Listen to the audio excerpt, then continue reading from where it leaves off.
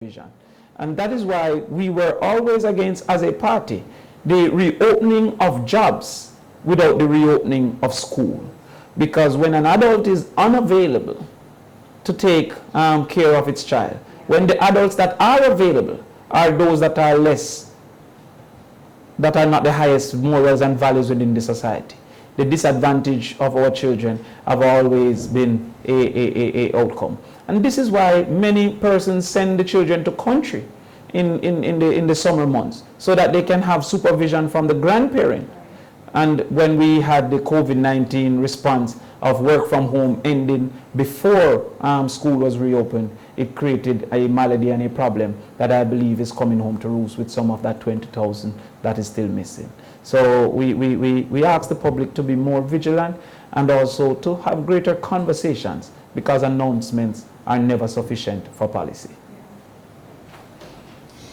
Maisha Brody from IRA FM. She if you want to say with them coming in on again. Sunday, Senator Kamina Johnson-Smith said some 6 Jamaicans in Panama were not allowed to board their connecting flights.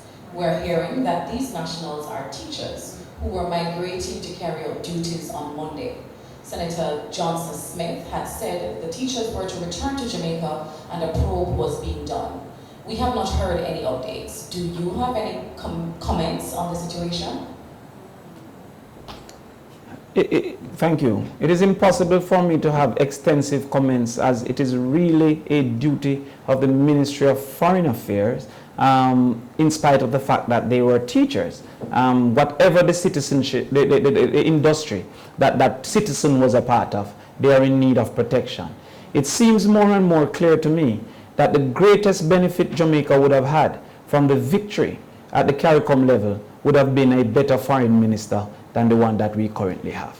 And so we really missed out on getting a better foreign minister with the loss at the CARICOM level. This is not new. Let us look at the fishermen that were stuck at sea, and there were issues with those fishermen. Let us look at COVID-19 when the persons were stuck on the boat, on the cruise ship, and they were handled in ways that were left for better treatment. Let us look at the students that were stuck in Ukraine, and they were told that they should get a loan to come back, in spite of the minister being willing to fly first class at our expense to campaign. So the minister's understanding of the protection of our citizens in foreign waters seemed to be lacking, and maybe that ministry also needs more creativity.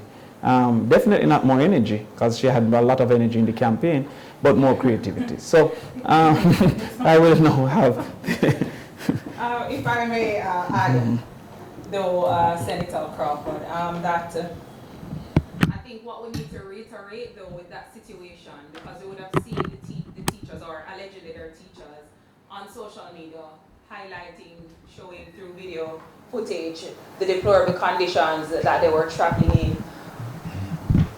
But I'm sure the question is, why are they still going? Because they were still leaving, right?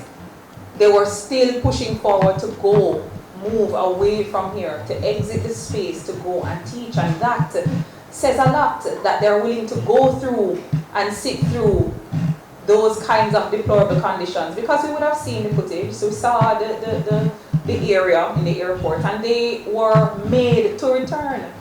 It wasn't their choice to return. So again, you know, and Senator would have gone through some of the incentives or the responses that we can have to teachers in particular at this point, as they continue to migrate, regardless of how we want to skew, or the ministry wants to skew the percentage and normalize it. It is not normal, and it is cause for alarm. And the fact that they were willing to continue to go through that kind of process to leave here is very telling, and it needs urgent response, right? Mrs. Robert Robinson, there's a second question here for you. It says, is there a role for social workers in the school system, and how would that complement your proposal for putting teachers on a shift system? Sorry, repeat the last part of that question for me, please. How would that complement your proposal for putting teachers on a shift system? Oh, yes, it would complement it really well. But let me go back to the social work involvement, right? social workers, I think, are critical and could be well positioned to support the education system, particularly as it relates to something that we mentioned before. Data, getting data even on, let us look at the students who have fallen through the cracks at this point in time when we're looking at low learning recovery. Send the social workers out into some of these communities where persons might be afraid to name or report or put forward students or children that they know ought to be in schools. We continue to get some numbers, but we need a database. By now there should exist a database with names, not numbers of students, but names of students. What class or form, what level they were at the point of exit, what state, what is the status at this time. There are some of whom I would have spoken to in West Rural last week who are now mothers, some about to be mothers, some who are just, they're working, they've gone to call centers, what is the status? And then now we can look to implement a plan. Social workers can be very, very instrumental in getting that data to the fore and getting the data down to a very granular level for us to actually use it. And of course now when we're talking about bodies, I mean, and I don't know what the social work system looks like in terms of workload and overburdening, but if we're then talking bodies, social workers can perhaps, and we have to flesh it out a little bit more. I was really thinking of teachers and new teachers coming in and adding to what can look like a shift system. But social workers can add to that pool if needs be. I would also look for us to be informed and understand that teachers being on a rotating system doesn't necessarily mean a daytime school and a evening time school.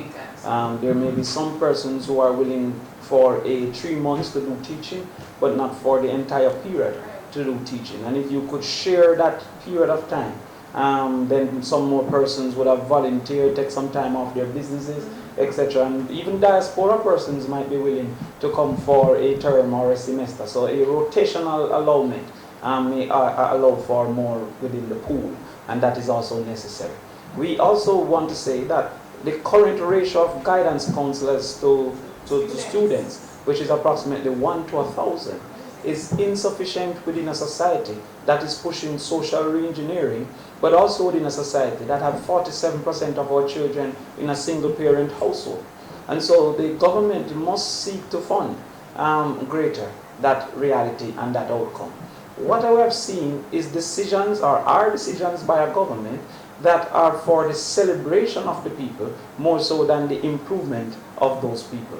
One of those realities and examples is the choice made by the Prime Minister of this country to cancel the loan for the Montego Bay bypass that was coming from the Chinese government and to fund it from the budget instead of to fund the education from the budget, instead of to fund the school infrastructure improvements from the budget, instead of finding the children from the budget. The World Bank has suggested that Jamaica needs $4 billion for learning recovery. The government has given $1 billion for learning recovery. And when people ask, where would you find the money?